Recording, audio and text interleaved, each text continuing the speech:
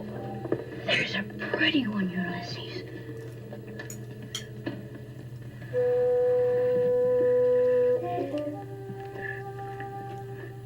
There it is.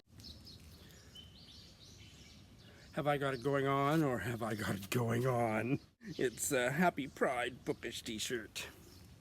Hello BookTube, I'm Sean the Book Maniac. Welcome back to my channel. I think this might be the earliest I've ever filmed a Friday Reads at 6:30. And I'm filming so early because I woke up at maybe 5, bright-eyed and bushy-tailed. And I'm also worried that it's going to start raining at any minute. I think the rain is only going to be intermittent this morning, but I thought better get out here while the getting's good. So, wearing my reading is my favorite sport t-shirt, which I love. I love the color. It's perfect for Pride Month.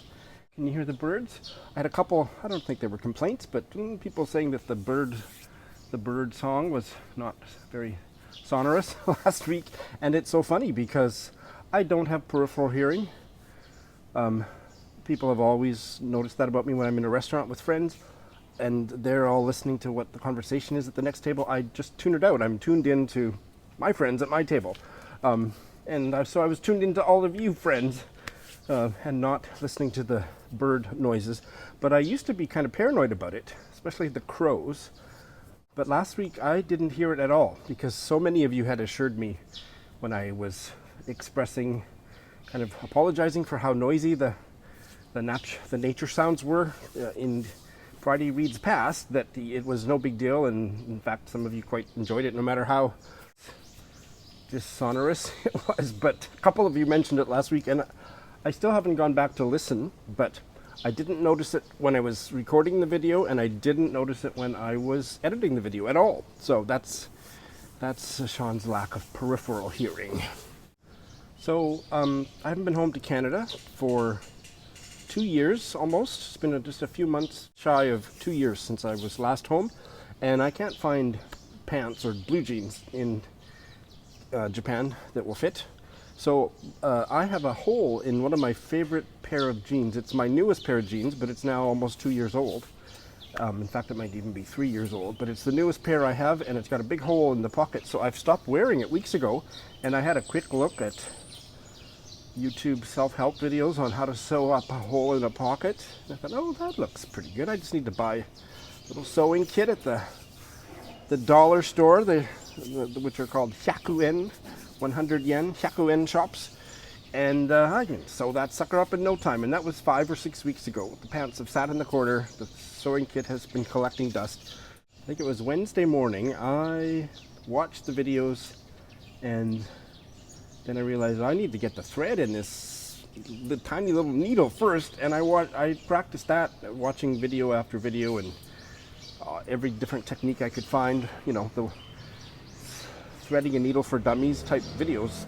And after 30 minutes, I gave up, and I was just so frustrated, and it's like, I will pay somebody $25 to sew up this hole.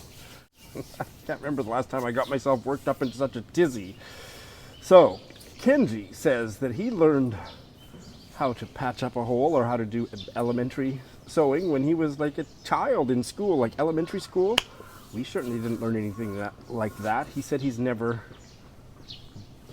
applied that skill that he learned back when he was 7 or 8 years old, but he might try it on my pants. If not, I will pay anybody any amount of money until I can get myself home for a visit, hopefully this Christmas, and buy some new jeans. Isn't that fascinating? I've had I would say a stellar reading week. 2 bales, we'll start with that. That makes me feel great, and some really good stuff in progress and finished. My first bale was the Romanian novel that was published in about the 1890s, Love in the Countryside by Duiliu Zamfirescu. Duiliu Zamfirescu, and he ended up becoming the Romanian Minister of Finance or something, vice president. He'd had quite a career in statesmanship, but he wrote this saga of 3 or 4 novels. The first one, Love in the Countryside, And I don't know if it was the translation. I have offended translators when I've said I don't know if it's the translation or the original, but that's true, I don't know. But it just didn't ever come to life for me. Now there's a crow, I heard that. The other birds are pleasant, but now I'm going to be paranoid again. But it just didn't. I read 40% of it, and it read like a very conventional 19th century novel story, not all that well told, and nothing had grabbed me by 40%, so I just gave up. So that happened. I've replaced that novel, stay tuned. And sadly, this went south after I raved about it last week. You're used to that by now, aren't you? Marriage of a Thousand Lies by S.G. Sindu. This was a buddy read, an ill-fated buddy read, between me and Jeremy. His channel is Jer's Reads and Rambles, I think. I will put the full name of his channel down below. Yeah, such a promising start, and I got to page 88. Jeremy had sent me a message earlier in the week to say he was on page 85 and really disliking it, really not at all wowed, whereas I was in the early chapters and really quite wowed. But I got to the 4 pages past where he got, and I wanted to bail. It's a story about 2 Sri Lankan Americans, young people, gay man and a lesbian. They get married to keep their families happy and keep their queer lives a secret from their families. And that could be a brilliant premise, or it could be a cliche. It was neither here. It just went off into the lesbian narrator's family dynamics, and boy, I was interested in all of the details about Sri Lankan culture and spirituality, and that was fascinating. But the story just got so banal and irritatingly kind of just your typical American family of origin, my family's screwed me up so badly type of story that just started grating on me. Like, I don't know how the author managed to make a story that had so much potential, so banal, where I just stopped caring completely about characters that I started out really caring about and invested in. And the gay man was just, he hardly made an appearance, and that's fine. If it had been an interesting story about a closeted lesbian's family life and alternative marriage as a way to deal with that, that would have been a fascinating novel, but this was sadly anything but. The writing even seemed to go downhill, like it just really kind of limp sentences and just not holding my interest. So Jeremy and I did a mutual bail, and we're going to pick up another queer novel later in the year. So because the Romanian novel was one of the ones I planned to finish, and I certainly had enough time to finish, but lost interest in finishing that one, I have finished 3 instead of 4. My goal is kind of, not that I hold myself to it, but it's kind of a rough goal to finish 4 books so that I can start 2. My current read tally is 2 bails plus 3 books finished. I'm down to 25. So that, once I get it down to about 20, I'm going to stop doing 2 for 1. I bet I'll do 1 for 1, because I think I can handle reading 20 books at one time, especially since some of them are books that I only pick up once every 2 weeks, like short story collections or whatever, where I'm just reading it by myself, or a non-fiction book, like the diary, the British Diary, James Lees Milne's diaries. There's no continuity really to those diary entries, or nothing that I can't pick up by, paging through it or whatever. So yeah, it's already at a level that I think I can sustain, but I'm going to keep 2 for 1, the 2 for 1 strategy until I'm down to about 20, and then because I do have a lot of things I want to read next month, so I don't want to limit myself, but I also don't want to get it back up to 30 without realizing it. So I started to say something. Oh, that I finished 3, that's what it was. I finally finished this biography of Queen Elizabeth and her sister, Princess Margaret, The Intimate World of the Windsor Sisters by Andrew Morton. And it was a 4-star read from me because, it wasn't that great, it wasn't that well done. There were things that pissed me off about it, but anything that's half-assed quality writing about these two is deeply fascinating to me, so I'd be lying if I said it was anything less than a 4-star read. I went down so many rabbit holes. I can't remember the last time I have written such lengthy interlinears, as Balthazar from that Lawrence Durrell book might call it. Like some that just wrapped around, and that was fun. This was a Google read through and through. It was 4/5 about Princess Margaret. You know, when you're telling a story about a rather staid monarch and her scandal-ridden, independent, temperamental younger sister, that is maybe obvious. But this was kind of a buddy read light with Tina Cover. We're going to talk about it when she has finished, and I don't think we're going to record a chat, but you never know. So yes, segueing right into Balthazar by Lawrence Durrell, and I had vaguely been aware, but I did a bit of a deep dive on YouTube and whatnot, and yes, the Brits pronounce his name wrong. They pronounce it Durrell. That's just wrong. I'm being facetious, obviously, but all North Americans pronounce it Durrell, or something like that, and all Brits pronounce it Durrell, which just sounds just hideous to me, and there's a lot of things that the Brits don't like the way we pronounce or spell or use certain words that so it goes both ways. But yeah, Lawrence Durrell on my channel. Balthazar, I loved it. 5 stars again.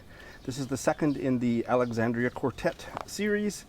I did a lot of underlining too. This is an ongoing buddy read of all 4 novels with Adam of Memento Mori, and he's a little busy right now, moving, so we'll check in about a week, even though I've finished now.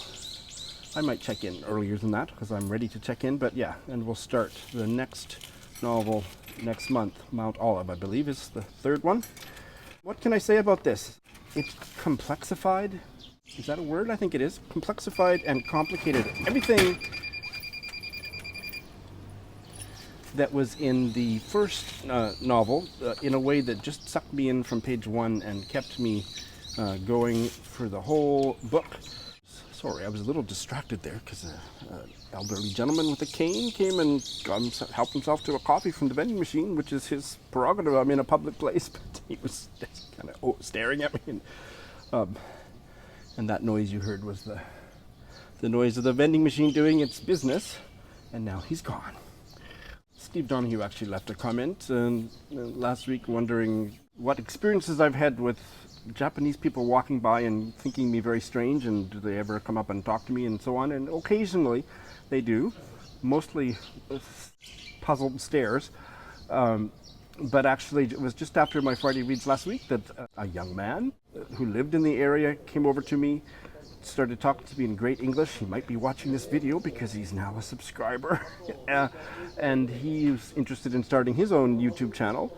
And he had lots of questions. And he said, I saw you in this park filming a year or 2 ago. And I thought you were probably doing YouTube stuff. And so we had a little chat and exchanged contact details. And might have a drinking buddy in the neighborhood. So that was fabulous.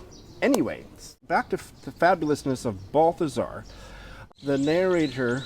one of the narrators, but the narrator of the first book, Justine, his name is Darley, sent his manuscript of Justine to his friend and one of the characters in that novel, Justine, Balthazar, and Balthazar has returned his novel with copious, an incredible amount of commentary, marginalia, which they refer to as the interlinear, which upends Darley not only in terms of the story he had written, but his own sense of who he was and what the people in the true story that he had made a novel out of, that was actually a novel by Lawrence Durrell, that was really threatening to his ego and to his sense of what he meant to these people, especially Justine. So that was just fascinating to read. The polyphony, how do you pronounce the polyphonicness, the polyphonicity of this one was amped up exponentially from the first one.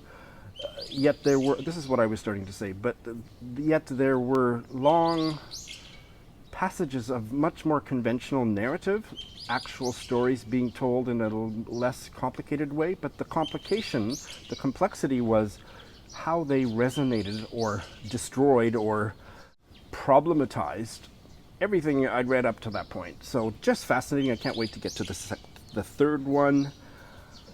And I'm going to do a full review, so I'm going to be a little bit mum on this, but late last night I finished this 1919 gay American novel, Bertram Cope's Year by Henry Blake Fuller. That's a photo of Carl Van Vechten on the cover, in case you were wondering. Because it was a solid 4-star read until I got to the end, and the end was just so fascinating and even a little bit of an emotional tug for me, which had not been, my emotions had not really been in play at all. But at the end they were, and it just ended in such a fascinating, queer way, in a way that just puts this at the front of the canon of gay male literature, raising themes that are still themes, or at least should be themes in gay male fiction today.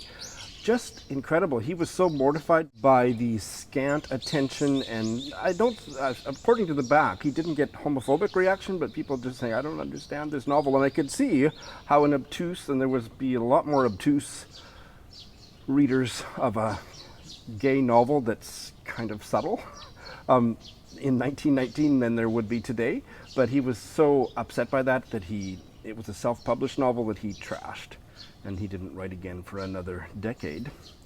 I gave it 5 stars because it ended on such a fascinating note, and I have a lot to say about it. So stay tuned for my review, but this was a very pleasant surprise for my Pride Reading Month, although I started it, I think, for the 1900 to 1950 readathon and finished it barely within the month of Pride.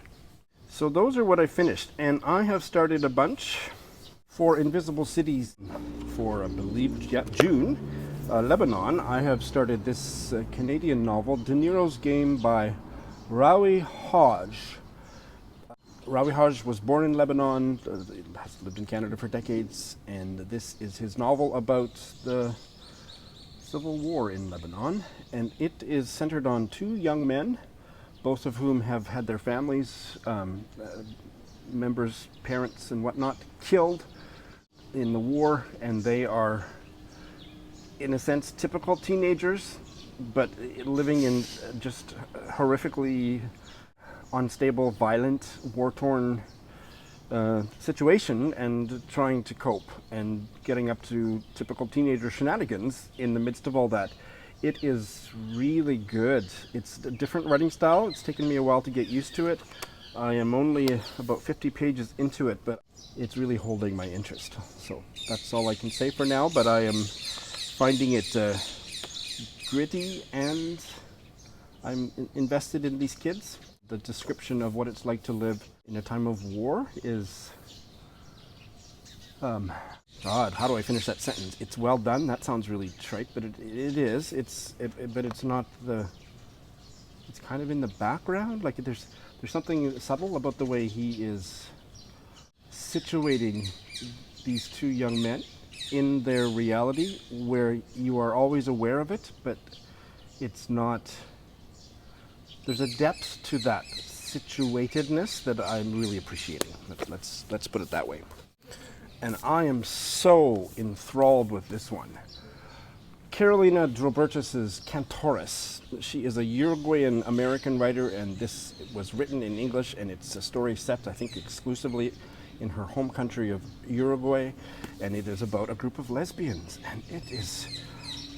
I am about the same amount of pages. I'm 40 pages into it, but it is so rich, and I can't remember the last time that I've read a book about a group of friends. I mean, friends with benefits, ex-lovers, lovers, but a circle of...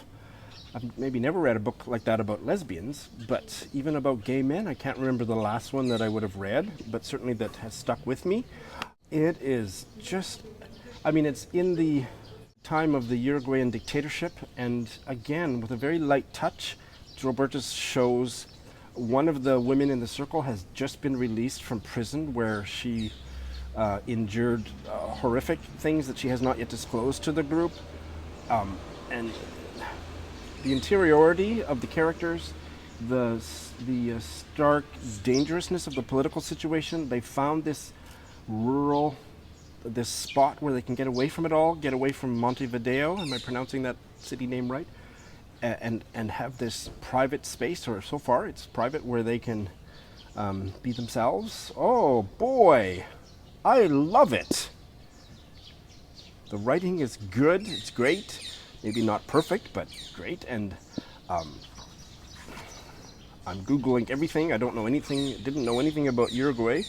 There is a beverage, a coffee-like beverage, I don't know how you pronounce it, mate, M-A-T-E, that I can get a package of those kind of bags, tea bags or mate bags online. I'm going to get it and do a little video of me drinking a cup of this Uruguayan coffee-like beverage. It's kind of a mix between coffee and tea and hot chocolate. I don't know. I don't know what it is actually, but I'm going to find out and I'm going to vlog it. I just love this so far. I just love it. And finally, I immediately replaced the Romanian novel with one by Herta Müller, a German-Romanian writer, and I am reading her novella, The Passport. I could get it, an e-copy off Apple Books. You notice if it's not Amazon, I mentioned where I got it, for $5, and it was only 100 pages. I struggled with Müller's more famous novel, The Fox Was Ever the Hunter, which I accidentally marked as read because that was a did not finish. I got halfway through it and it was so confusing and such a challenge. Unlike anything I'd ever read, it was more, in a way, it was so fiercely poetic that it was hard to follow as somebody who's used to reading prose narrative. It just gave me a headache. I read half of it, I'm glad I read it, I'm not sure what I read, and I gave up. So far, The Passport, I mean, a much shorter book. It's similar, but I'm not lost. I think it's an earlier novel, and it's going well. I'm appreciating it. Translated from the German by Martin Chalmers, by the way. It doesn't have a very high rating on Goodreads. Evokes the trapped mentality of a man so desperate for freedom that he views everything through a temporal lens. Okay. So, Britta, I think you'll be happy about that choice. Well, let's see. What did Britta think of it? Mark Nash didn't like it. Oh, according to this, Britta hasn't read it yet. Well, Britta. So those are what I've started. So just really some great reading this week in terms of things I finished and things I've started. So I've finished 3 and one of the bales counts as 4, so I am going to be starting 2. And I know that we are at the tail end of June, but that doesn't matter. I am starting 2 more for Pride. I've been talking about this on so many videos that I'm only going to just show it and say I'm finally going to start The Prettiest Star by Carter Sickels. Really looking forward to that. And if you watched, Greg of Supposedly Fun and I did an exchange of Pride-related page 112s. I'll put a link to both of those videos in the show notes. And I bought this lesbian novel specifically so I could send page 112 to Greg, because I just found out about it and I could get it here in Tokyo. And I think he liked it by the end. Well, I've already spoiled his video, but oops. New release, Infraction by Yvonne Zipter, and it's a cover by for sure. Look at that cover. That is one of the best covers I've seen this year. I just love the illustration. And it is about a group of 19th century Russian lesbians. Part adventure story, which doesn't excite me, part cautionary tale. I don't know what a cautionary tale means about a historical novel about lesbians, so I'm not sure about that. But anyway, I just had a really good feeling of it based on its page 112 that I can't wait. I'm not going to finish it by the end of the month, obviously not, but I'm going to start it. I'm so curious about it. I haven't done this for a while, but I have watched some just amazing videos on BookTube recently. And one that was just one of the most impressive videos I've seen on BookTube in a long, long time is from Scott at Gunpowder Fiction and Plot. This was one of his solo videos. I love the videos that Nell and Scott make together, of course, but he made a vlog about his reviewing all of the books on the Women's Prize shortlist. I'm not a big fan of the Women's Prize because I think they usually choose terrible books as the winner, but his video was so creative and he was really articulate, which he always is, but there was just something about the effort that he put into it and the final product that just made me so excited about what BookTube can be and the creativity of us all. And Scott, kudos to you. It was an amazing video. I'll put a link to that in the show notes. I want to shout out Marilyn Maya Mendoza, who did a reaction video to my reaction video to a LitHub article. And she starts it out by belting out some tunes, which was lovely. So she agreed with me on some of the books that I thought were interesting, didn't on others. She did a whole bunch more research than I did. It's a great video, and Marilyn Maya Mendoza is a fabulous booktuber that you should be checking out. Jen the Librarian has a rundown of the 2021 Polari Book Prize long list, which looked very interesting. I haven't finished watching that, but that was interesting. Connor, I don't know if I've heard him say the second name of his channel, which I assume is his family name, but I don't know for sure. Connor Stompanato. He is a Scottish booktuber, and he has a London vlog that was great. Made me nostalgic for my time. I lived and worked in London as a university student when I was about 21, and yeah, I vaguely remember working, but I certainly remember playing in London. It was fresh out of the closet, and oh my God. Eric Carl Anderson doesn't need me to shout him out. He shouted me out on a video last weekend, which got me 30 new subscribers, so thank you very much, Eric. But his review of a new novel by Damon Galgut, which I hadn't been aware of, was fascinating. Check that out. Kim of Middle of the Book March did a fabulous Not a Newbie book tag that she has lots of great advice for prospective booktubers, and lots of fabulous reflections on her booktube life.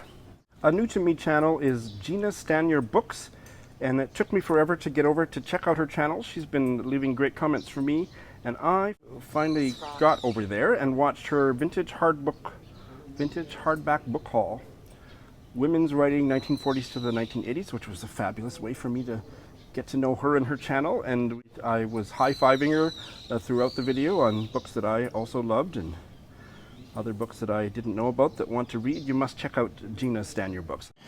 Hey, well, this is a at-home addendum. I deleted stuff, and I'm going to redo the ending because it's crazy, but I watched a video on Bob the Booker's channel late last night, and I loved it so much that it gave me the idea of doing these shoutouts, and then I was just relying on going through the history on the fly, and I missed his, so that was a huge oversight because it was my effusive reaction. It was a glass and a half into my bottle of wine when I left him a comment that might have been a little bit too effusive, but I wanted to give a completely sober shout out on my Friday reads, and so here I go.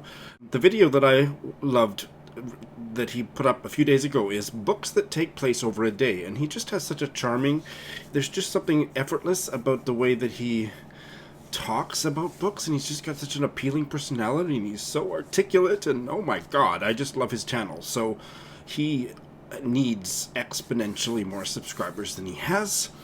So start with that video, I suggest, books that take place over a day.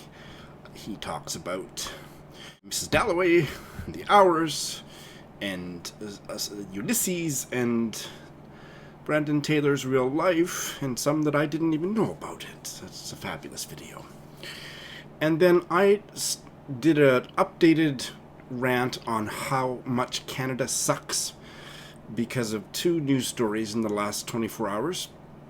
And I've deleted it because I'm just basically regurgitating. I'm saying again what I said 2 weeks ago, but with more venom, and I'm not sure that it does anybody any good. I feel venomous and deeply ashamed and angry at my country.